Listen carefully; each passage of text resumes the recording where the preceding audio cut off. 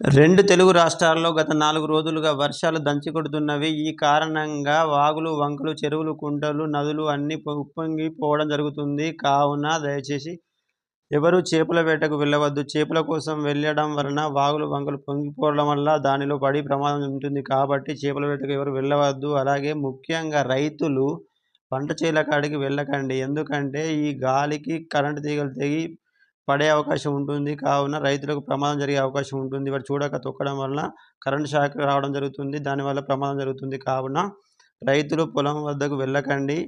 అలాగే ముఖ్యంగా గౌడన్నలు తాడి చెట్లు ఎక్కే ప్రయత్నం చేయకండి. దాని ద్వారా ఈ వర్షానికి తడిసి ఉన్న తాళ్ళు ఎక్కే క్రమంలో జారే అవకాశం ఉంటుంది. జారడం వల్ల ప్రమాదం జరిగే అవకాశం ఉంటుంది. కావున అలాంటి ప్రమాదం జరగకుండా ఉండడానికి మీరు తాళ్ళు ఎక్కే ప్రయత్నం చేయకండి.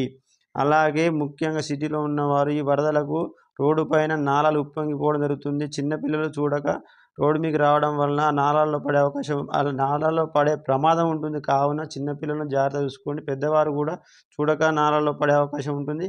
ప్రమాదం జరిగే అవకాశం ఉంటుంది. కావున మీరు సిటీలో ఉన్నవారు ముఖ్యంగా రోడ్డు పైన నాలాల విషయంలో జాగ్రత్త తీసుకోండి. అలాగే ఎలాంటి ప్రయాణాలు చేయకండి. ఇప్పుడు ప్రయాణాలు చేయడం వల్ల రోడ్డు పైన ఎక్కడ గుంట ఉన్నదో, ఎక్కడ ఎలాంటి ప్రమాదం పొంచి ఉన్నదో తెలియదు. కాబట్టి ప్రయాణాలు చేయకండి. అలాగే ఈ వర్షాలకు విషజ్వరాలు ప్రబలే అవకాశం ఉంటుంది. కావున కాచి చల్లార్చిన నీటిని త్రాగండి. తగు జాగ్రత్తలు తీసుకోండి.